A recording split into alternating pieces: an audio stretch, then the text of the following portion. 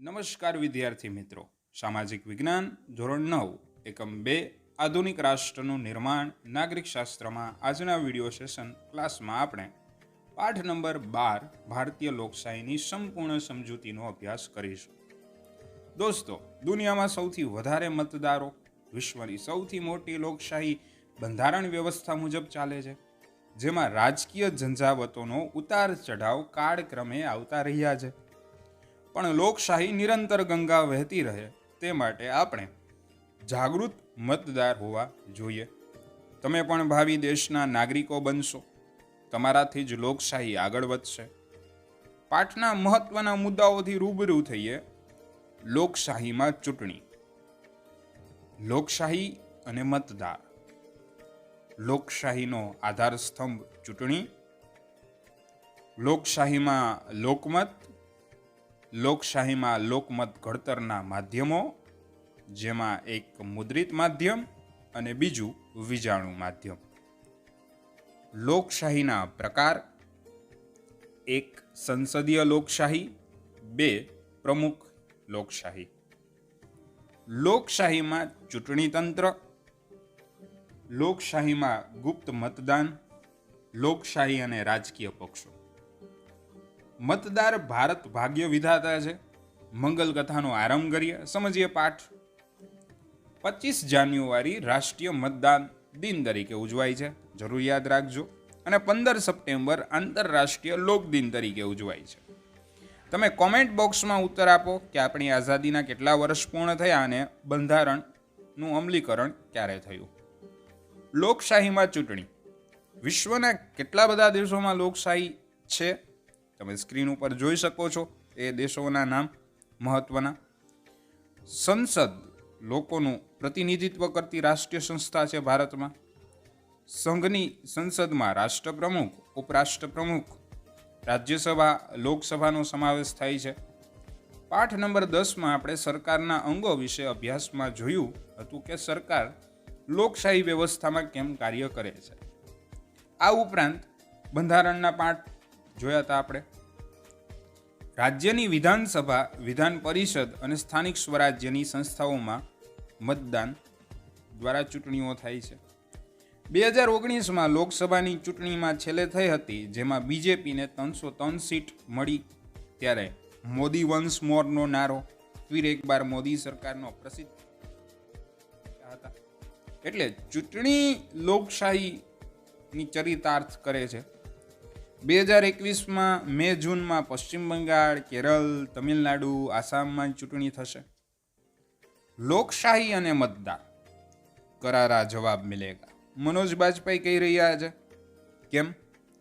જનતા 5 વર્ષ માટે એકવાર મતની તાકાત બતાવે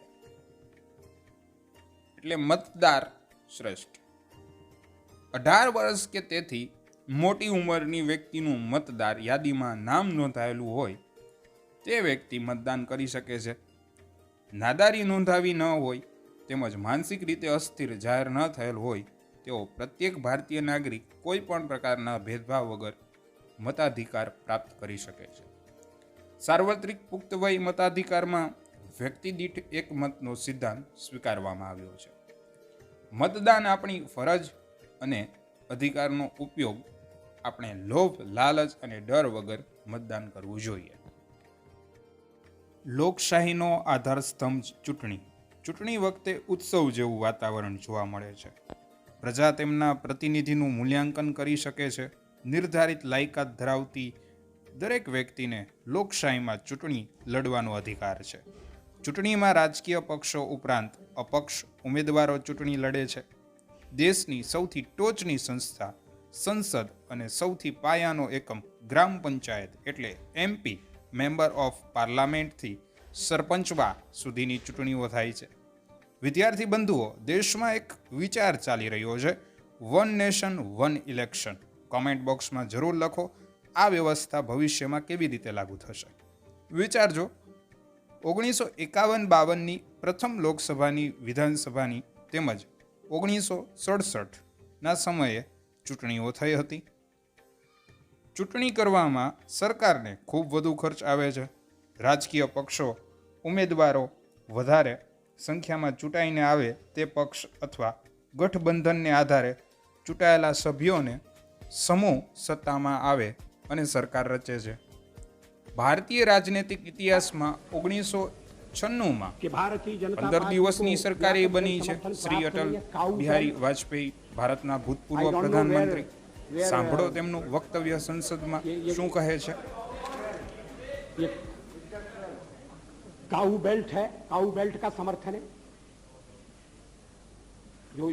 जो काऊ बेल्ट जिससे कहा जाता है उसको इस तरह से सदन में उल्लिखित करना. किस क्षेत्र की आप बात कर रहे हैं? हरियाणा में हम हरियाणा में जीते, हमने कर्नाटक में समर्थन प्राप्त किया है. और ये ठीक है कि केरल में और तमिलनाडु में हम उतने शक्तिशाली नहीं है, मगर हमारा संगठन है. पश्चिम बंगाल में भी हमें 10% से थोड़ा कम वोट मिला हुआ है.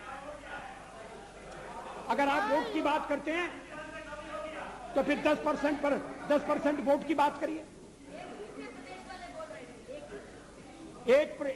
इस सदन में एक व्यक्ति की पार्टियां, एक व्यक्ति की पार्टी, और वो हमारे साथ हमारे खिलाफ जमघट करके और हमें हटाने का प्रयास कर रहे हैं. उन्हें प्रयास करने का पूरा अधिकार है, मगर है वो एक व्यक्ति की पार्टी. एकला चलो रे, और चलो एकला अपने चुनाव क्षेत्र से और दिल्ली में आकर हो जाओ इकट्ठे रे. किस लिए इकट्ठे हो जाओ? देश के भले के लिए. स्वागत है. हम भी अपने ढंग से देश की सेवा कर रहे हैं, और अगर हम देशभक्त न होते और अगर हम निस्वार्थ भाव से राजनीति में अपना स्थान बनाने का प्रयास न करते, और हमारे इन प्रयासों के पीछे 40 साल की साधना है. ये कोई आकस्मिक जनादेश नहीं है, कोई चमत्कार नहीं हुआ है. हमने मेहनत की, हम लोगों में गए, हमने संघर्ष किया है. पार्टी 365 दिन चलने वाली पार्टी है. ये कोई चुनाव में कुकुर मुक्के की तरह से खड़ी होने वाली पार्टी नहीं है. और आज हमें अकारण कटघरे में खड़ा किया जा रहा है क्योंकि हम थोड़ी ज्यादा सीटें नहीं ले सके. हम मानते हैं हमारी कमजोरी है, हमें बहुमत मिलना चाहिए. राष्ट्रपति ने हमें अवसर दिया, हमने उसका लाभ उठाने की कोशिश की है. हमें सफलता नहीं मिली, वो अलग बात है, लेकिन हम फिर भी सदन में सबसे बड़े विरोधी दल के रूप में बैठेंगे और आपको हमारा सहयोग लेकर सदन चलाना पड़ेगा. इस बात को मत भूलिए. मगर सदन चलाने में और ठीक तरह से चलाने में हम आपको पूरा सहयोग देंगे, ये आपको आश्वासन देना चाहते हैं. मगर सरकार आप कैसी बनाएंगे, वो सरकार किस कार्यक्रम पर बनेगी, वो सरकार कैसी चलेगी, मैं नहीं जानता.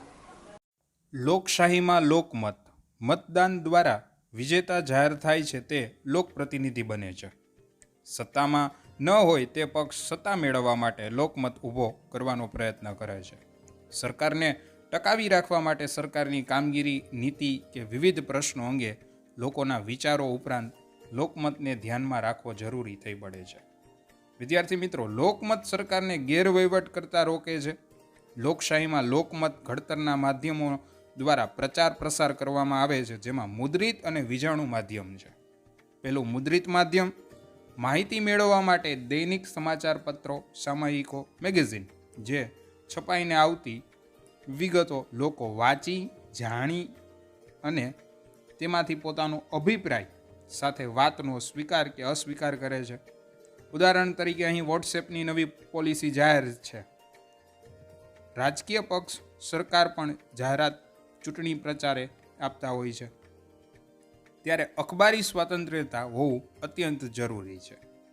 આપણો દેશ ભાષા, સંસ્કૃતિ અને પ્રાદેશિક વિવિધતા ધરાવે ત્યારે દેશની વિવિધતા વચ્ચે પ્રાદેશિક ભાષાના સ્થાનિક અખબારો વચ્ચેનું આકર્ષણનું કેન્દ્ર બન્યું છે. તેઓ લોકમત ઘડતરમાં મહત્વની ભૂમિકા ભજવે છે.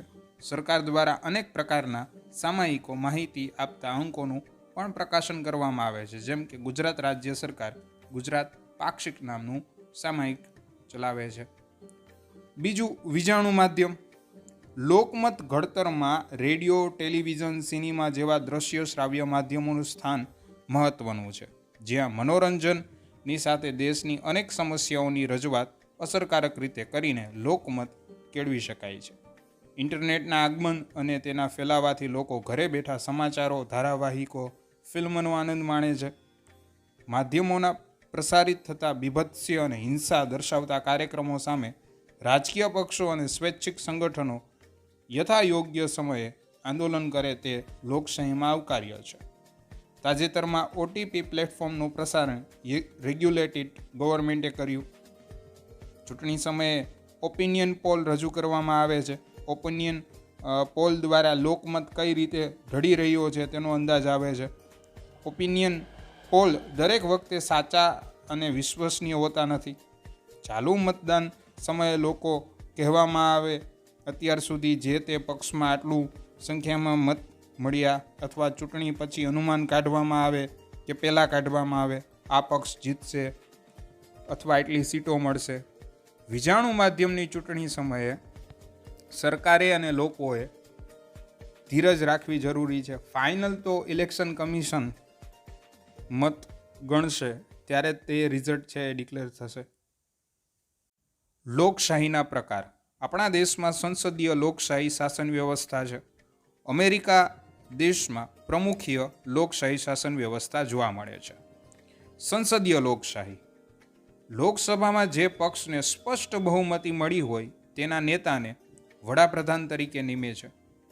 વડાપ્રધાન સરકારની રચના કરે છે. સંસદીય સરકાર લોકસભાને સંપૂર્ણપણે જવાબદાર છે. બહુમતી સભ્યોનો વિશ્વાસ હોય ત્યાં સુધી, નહીંતર સરકાર ગઈ. બીજું, પ્રમુખીય લોકશાહી. બીજો મહત્વનો પ્રકાર છે પ્રમુખ સીધે સીધા લોકો દ્વારા ચૂંટાય છે. પ્રમુખ બંધારણમાં નિશ્ચિત કરવામાં આવેલી મુદત સુધી સત્તામાં રહે છે. ઉદાહરણ તરીકે હમણાં અમેરિકાની ચૂંટણી ગઈ. લોકશાહીમાં ચૂંટણી તંત્ર. ચૂંટણી પ્રક્રિયાનું સંચાલન, નિયમન અને નિરીક્ષણ ચૂંટણી પંચ કરે છે. ચૂંટણી કમિશનરો બંધારણમાં ચોક્કસ જોગવાઈઓ કરવામાં આવે છે. કોમેન્ટ બોક્સમાં વિદ્યાર્થીઓ લખો કે વર્તમાન ચૂંટણી કમિશનર કોણ છે? આપો જવાબ. સંસદ રાજ્યોની વિધાનસભા, વિધાન પરિષદ ઉપરાંત રાષ્ટ્રપ્રમુખ અને ઉપરાષ્ટ્રપ્રમુખની ચૂંટણી કરવા માટેની જવાબદારી અને સત્તા ચૂંટણી પંચ પાસે છે. 5 વર્ષથી મુદત પૂર્ણ થયા ત્યારે તેનું વિસર્જન કરી નવેસરથી ચૂંટણી કરવામાં આવે છે. કોઈના અવસાન કે રાજીનામાથી ખાલી પડેલ બેઠક ભરવા માટે યોજાતી ચૂંટણીને પેટા ચૂંટણી કહે છે. ઉમેદવારી પત્રક ભરવાથી લઈને તેની ચકાસણી, ઉમેદવારી પત્રક પાછું ખેંચવાની તારીખ, ઉમેદવારીની અંતિમ યાદીની જાહેરાત, ચૂંટણી પ્રતીક ફાળવવા માટેની નક્કી કરવાની જેવી બાબતો ચૂંટણી પંચના કાર્યક્ષેત્રમાં આવે છે. ચૂંટણીની તારીખો જાહેર થાય તે સમયથી જ આચારસંહિતા લાગુ પડે છે. સરકાર આચારસંહિતાના અમલ દરમિયાન લોકમતને પ્રભાવિત થાય તેવા કોઈ નીતિ વિષયક નિર્ણયો કે લાભકારી જાહેરાતો કરી શકતી નથી. ચૂંટણી પહેલાં ઉમેદવાર કે તેમનો રાજકીય પક્ષ પોતાની ચૂંટણી ઢંઢેરો બહાર પાડે છે. ચૂંટણી ઢંઢેરામાં સરકાર 5 વર્ષ શું કરશે, જનતાની વિવિધ સમસ્યાઓ અને તેના નિરાકરણ સંદર્ભે પોતાનું રાજકીય પક્ષનું વલણ સ્પષ્ટ કરે છે. તમે વિદ્યાર્થી મિત્રો જોઈ શકો છો કે 2019ની લોકસભામાં 2 પક્ષો પોતાનું ચૂંટણી ઢંઢેરો સંકલ્પપત્ર અને કોંગ્રેસ વિલ ડિલિવર મેન્યુફેસ્ટો ચૂંટણી ઢંઢેરો જાહેર કરેલો દેખાય છે. લોકશાહીમાં ગુપ્ત મતદાન. આપણા દેશમાં સંપૂર્ણ ગુપ્ત અને સ્વતંત્ર રીતે મતદાન દ્વારા ચૂંટણીઓ યોજાય છે. સંસદની ચૂંટણીને વિશ્વની સૌથી મોટી મતદાન પ્રક્રિયા માનવામાં આવે છે. મતદારે કોને મત આપ્યો છે તેવું પૂછી શકાતું નથી. મતદાન કરવા માટે મુખ્યત્વે 2 પ્રક્રિયાનો ઉપયોગ લેવાય છે. એક, મતપત્ર દ્વારા મતદાન. બીજું, વિજાણુ મશીન EVM દ્વારા મતદાન, ઇલેક્ટ્રોનિક વોટિંગ મશીન કહેવામાં આવે છે. મત ગણતરી ઝડપી બની છે. કાગળનો બચાવ થતો હોવાથી પર્યાવરણનું નુકસાન થતું પણ અટકાવી શકાય છે. નોટા નન ઓફ ધી એબોવ મતદાર ઉપયોગ કરી શકે છે. લોકશાહી અને રાજકીય પક્ષો. બહુપક્ષીય લોકશાહી હોવાથી દેશમાં અનેક નાના મોટા રાજકીય પક્ષો છે. પક્ષને માન્યતા અપાવવા માટે ચૂંટણી પંચે ચોક્કસ ધોરણે નક્કી કર્યા છે.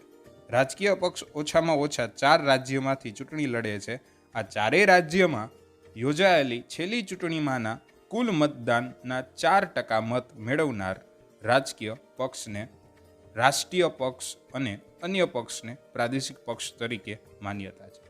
ચૂંટણી પંચ માહિતી અનુસાર 10 માર્ચ 2014 સુધીમાં દેશમાં 1593 રાજકીય પક્ષો નોંધાયા છે. INC, BJP, BSP, CPI, CPIM, NCP રાષ્ટ્રીય સ્તરના પક્ષો છે, જેનું ટેક્સ્ટ બુકમાં પૂરેપૂરા પક્ષના નામ પણ આપેલા છે. શિવસેના, તૃણમૂલ કોંગ્રેસ, સમાજવાદી પાર્ટી, ડીએમકે, એઆઈએડીએમકે, એએપી એટલે આમ આદમી પાર્ટી, જનતા યુનાઇટેડ, જેડીયુ, રાષ્ટ્રીય જનતા દળ, આરજેડી પ્રાદેશિક પક્ષો છે. સરકાર બનાવનાર, સત્તા ભોગનાર પક્ષ સત્તા પક્ષ અને વિરોધ કરનાર પક્ષ વિરોધ પક્ષ તરીકે ઓળખાય છે. લોકશાહી એક રથ છે. સત્તા પક્ષ અને વિરોધ પક્ષ લોકશાહીના રથના બે પૈડા છે. વિદ્યાર્થી મિત્રો, ન્યૂટન મૂવી તમે જરૂર નિહાળજો. ભારતની ચૂંટણી વ્યવસ્થાઓની વાત એક સરસ રસપૂર્ણ વાર્તા કહેવામાં આવેલી છે. અંતિમ રાજકીય વાર્તામાં તમિલનાડુ રાજ્ય, જ્યાં દક્ષિણના સ્ટાર પોતાના દમ પર પાર્ટી ઊભી કરી અને જીત્યા પણ. એમજી રામચંદ્રન 1977થી 1987 સુધી, જયલલિતા 1991થી 2016ની વચ્ચે 5 વાર મુખ્યમંત્રી બન્યા. અટલ બિહારી વાજપેયીનું 13 દિવસની સરકાર ઉથલાવી હતી, તેમાં સમર્થન પાછું ખેંચેલું હતું. કરુણાનિધિ 8 દાયકા સુધી રાજકારણમાં સક્રિય રહ્યા. 5 વાર તમિલનાડુના ચીફ મિનિસ્ટર, 13 વાર વિધાનસભાની ચૂંટણી લડ્યા, દર વખતે જીત્યા.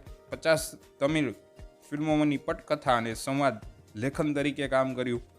લોકતંત્રમાં સબ કુછ મુમકિન है, कोई भी कुछ भी बन सकता है, सब कुछ जनता पर है. ચેનલને સબસ્ક્રાઇબ જરૂર કરજો @નીરવ મંદિર. I hope you enjoy class. તમારા સજેશન્સ કોમેન્ટ બોક્સમાં જરૂર લખજો.